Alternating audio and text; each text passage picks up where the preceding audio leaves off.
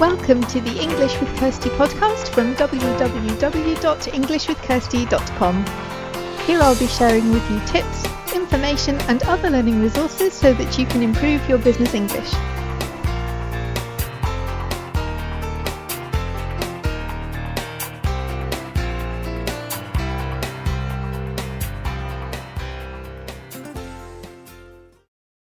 Everyone, and welcome back to the English with Kirsty podcast. And I've got another special guest today, and this is somebody I really wanted you to meet her because she's done a lot of cool stuff this year. We met at the end of last year, I think, when Marta started coming to my conversation club, and then she did the challenge. I ran a challenge at the beginning of the year to help people to think about new ways that they can improve their English.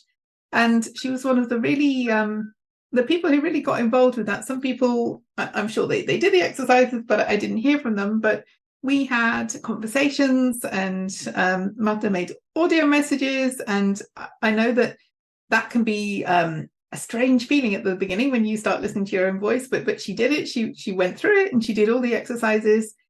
And then later this year, she actually presented at the Conversation Club, which I know she hasn't presented in English for a while. So that was like a new thing.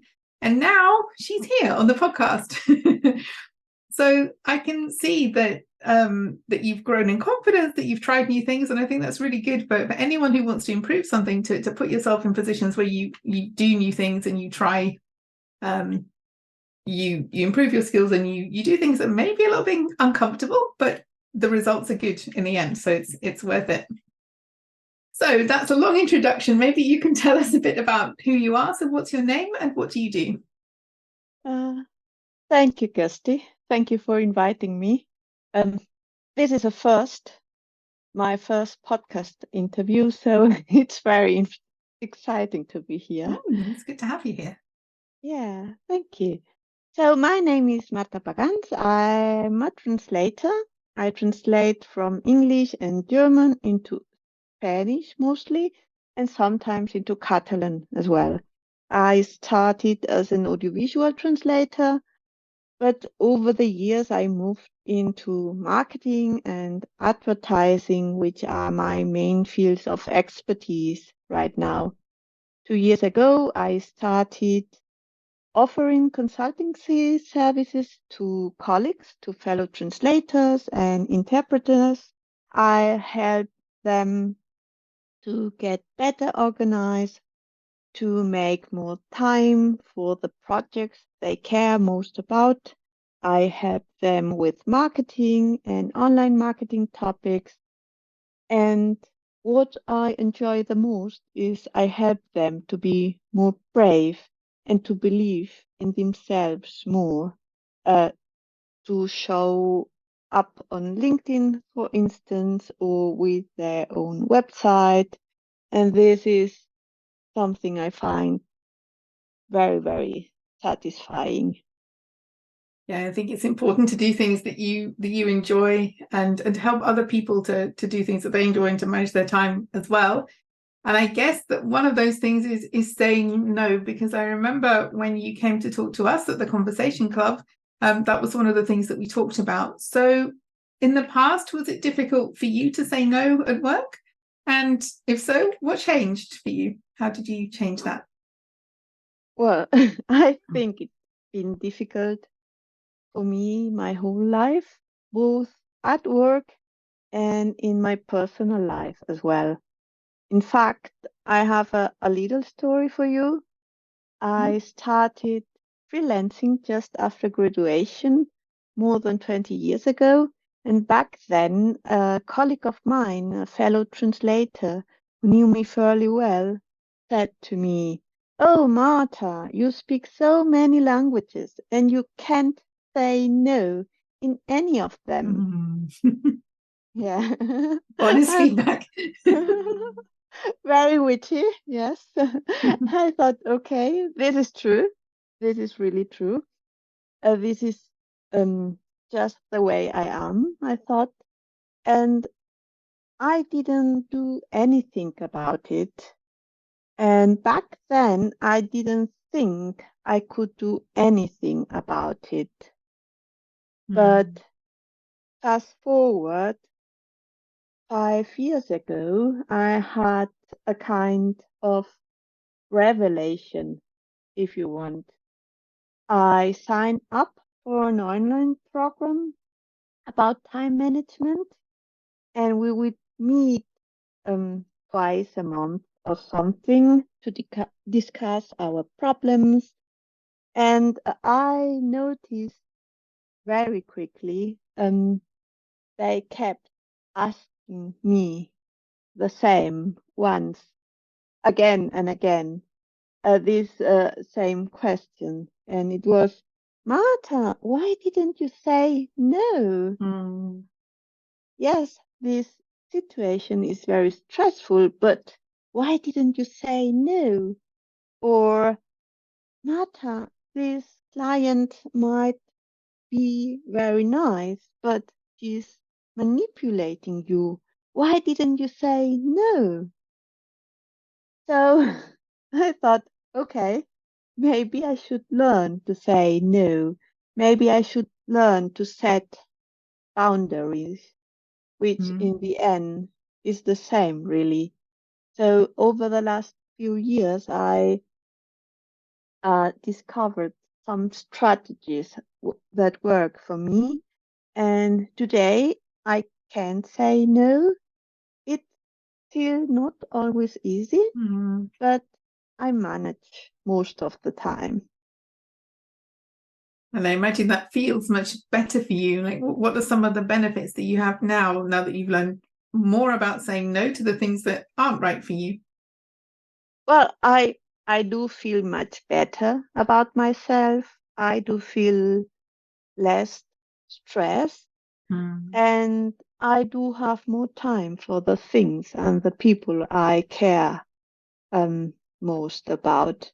And at work, I would say I have much better clients now, better paying clients, and more understanding clients as well. And it's interesting because I came to realize I was saying no the whole time without saying it. Because if I said yes to this assignment over the weekend or in the evening, it meant I was saying no to my partner or my family or to exercising or going out with my friends.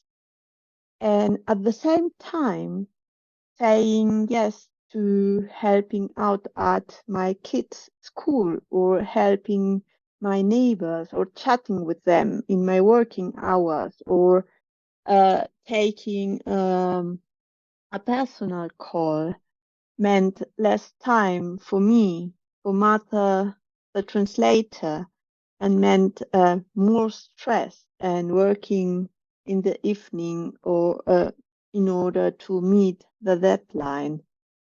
I realized every no is a yes to something else, to the things or to the people I care most about. And this has been very helpful, I think.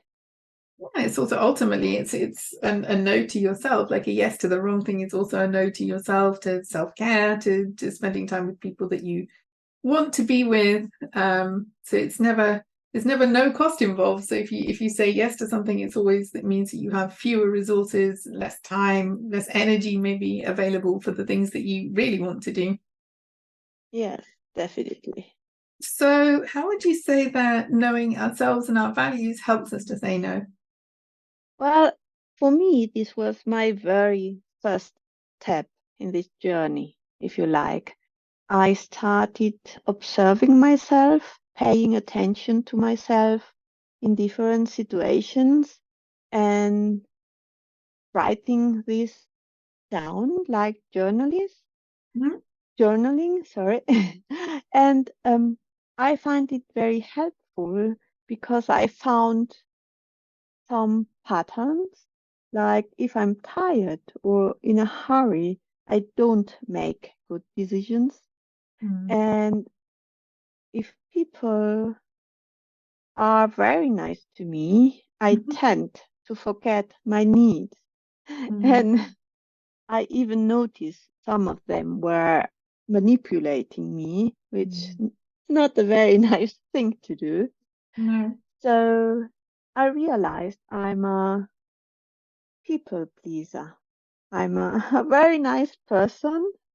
I want to be nice to everyone, and I want everybody to be happy with me. And this is, of course, not possible. You cannot please everyone all the Mm. time. So for me, the answer was to be more aware of my values, of what's important to me, and I reflected on my values too. And I would ask myself, what do I want in life, or who are the most important people in my life? What makes me happy in the long term? Or even how do I want to be remembered as a professional, as a woman, as a friend, as a mother, Mm. and as a freelancer as well? How much do I want to earn, or do I need to earn? How many hours do I want to work, and when and with whom? Who are the clients I really enjoy working with? So knowing all this and keeping all this in mind has been crucial for me to feeling much more secure when saying no. Can you relate? Yeah, I think this is something that I think we need to know ourselves, and it's a constant journey of discovery. I'm always finding out new things about myself, especially in the last couple of weeks. And I think Oh, it's good. The better you know yourself, the better you see how you react in certain situations, and you can learn when you're maybe more vulnerable to making bad decisions. I guess, yeah. When I'm when I'm tired, I'm more likely to say no to everything. Like I go the other way. I'm not very friendly when I'm tired. Um, okay. so sometimes if I'm feeling like that, feeling tired or whatever, I usually don't say anything, and then I will think about it again the next day. I don't let people rush me into making decisions, because sometimes that's when we make the worst decisions. So I'm kind of learning how I respond to people, and thinking about what I really want as well, because one of the other things is sometimes something was okay for a while. I don't tend to say no to things that I really don't want to say yes to, but sometimes I don't reevaluate. Is this still working for me? Is this still serving me? Maybe it was okay last year, but maybe now there are other things that are more important. And I want to shift my focus to other things, and therefore I have to make room for the things that aren't working anymore. And so what may have started off as a yes may need to become a no, because some things aren't forever, and you need to look at the resources you have, the energy you have, and where you want to use them, where they can best serve you. Yes, absolutely. Well, this would be my first tip, actually. I Yeah, have let's move three on to the tips for practical you. tips. Okay. Yeah, and this would be my first tip. Uh, Take your time before you answer. Mm. And I mean, if it's an email, is easier, but even on the phone,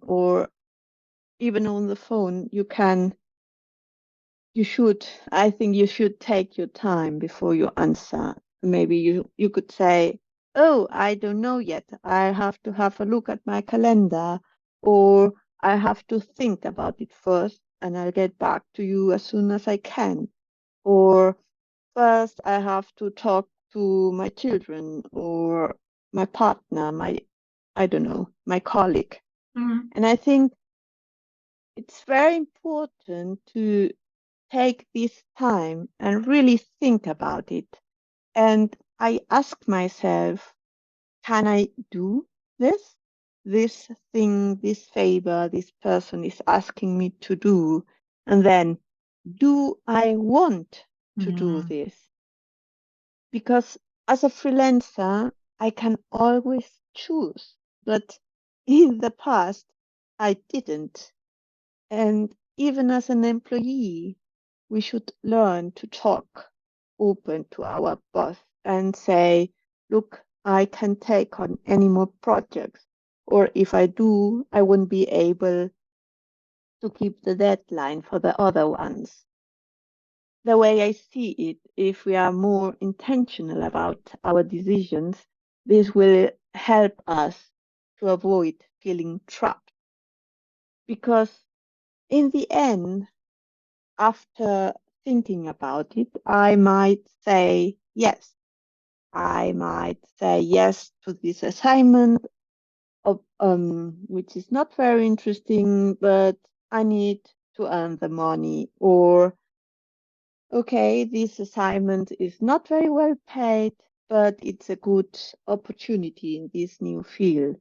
Or, this time I want to do this client this favor.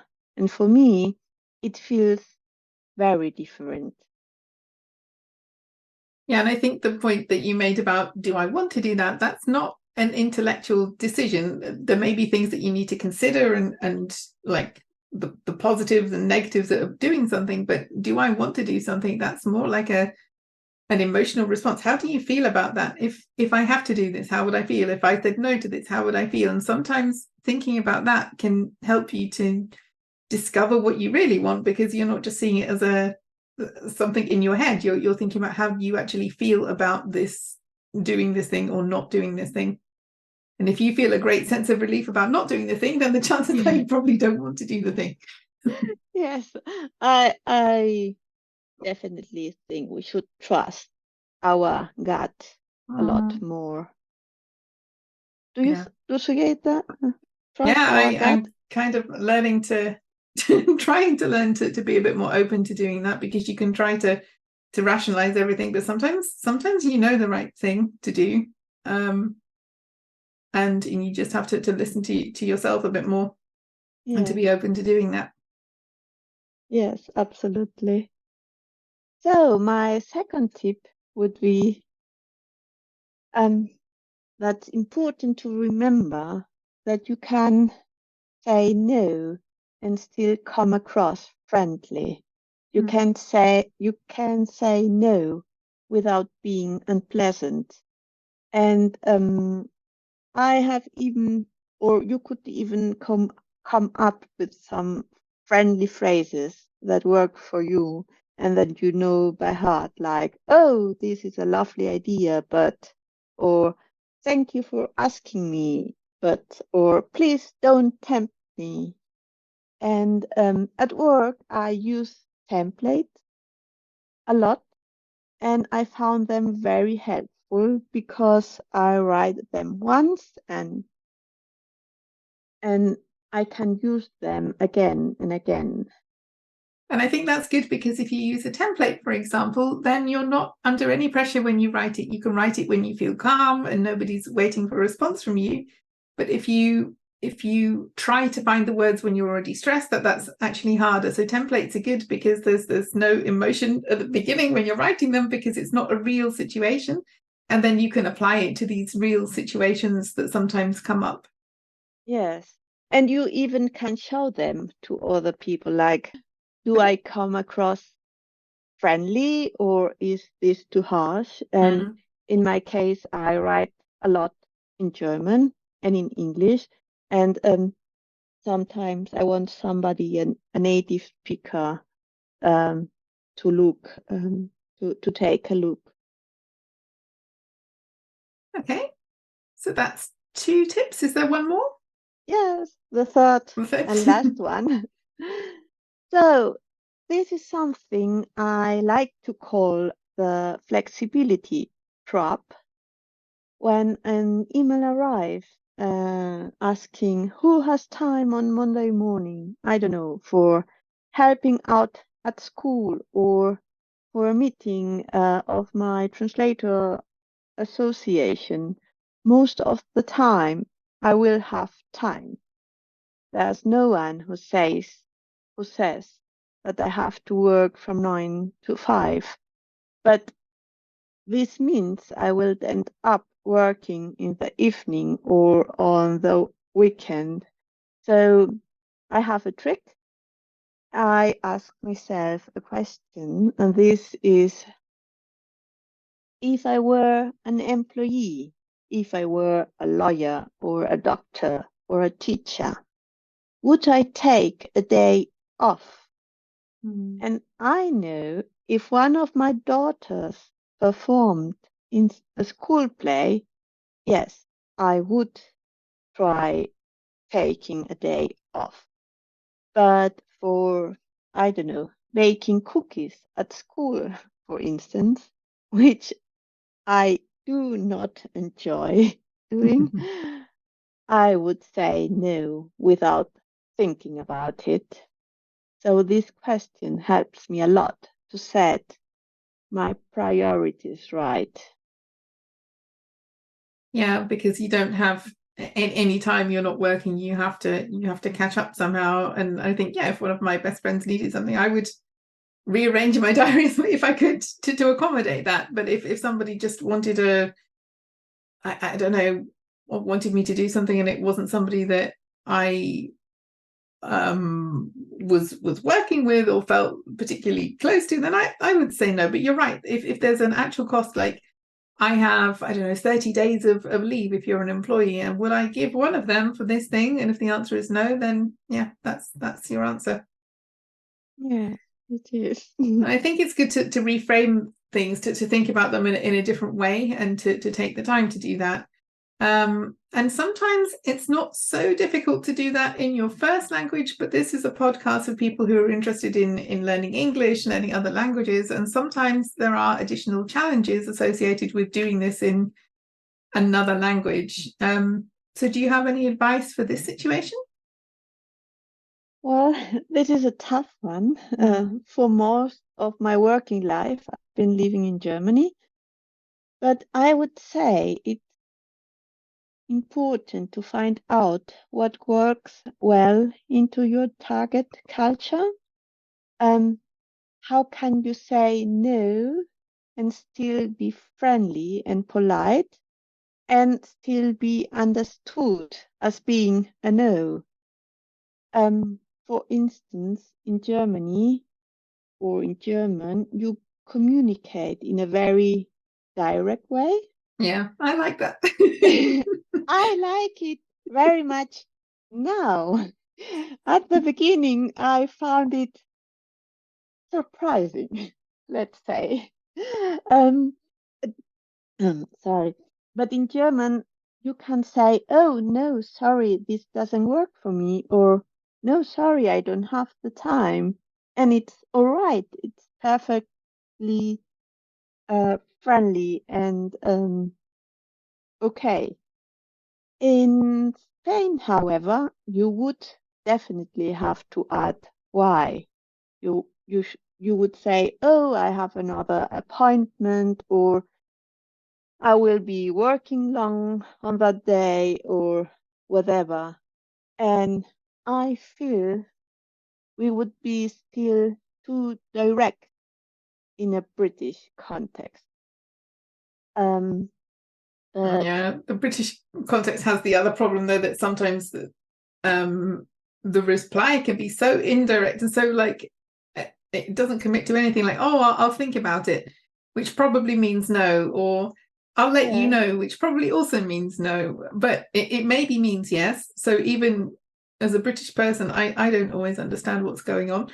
But yeah, I mean, sometimes it's hard because in an attempt to be polite, people are actually not communicating very well for anyone. So it's true that it has to be culturally appropriate, but at the same time, it's also good to get your message across. And if the answer is no, not to be so ambiguous that the other person has no idea whether you said yes or no. Yeah, absolutely. Do you have some advice on this? Because I could, as a language teacher, what would you advise us to do? I would say there's a balance, so that you, as you say, it's important to be appropriate for your target audience, and also remembering that there's also a big diversity in that. There will be English people like me who are quite direct, and German people who are more uncomfortable with a direct approach, so that there's always going to be some variation, but also that it has to be like you. It has to sound like you as well. And I think sometimes that can be a bit harder in an additional language if you don't have all the words available to you that you would have in your first language. Like, I think sometimes in German, in the past I've tried to explain too much because I thought maybe something wasn't clear because it's not my first language, whereas actually less would have been more. It would have been better to be a bit more succinct and to the point.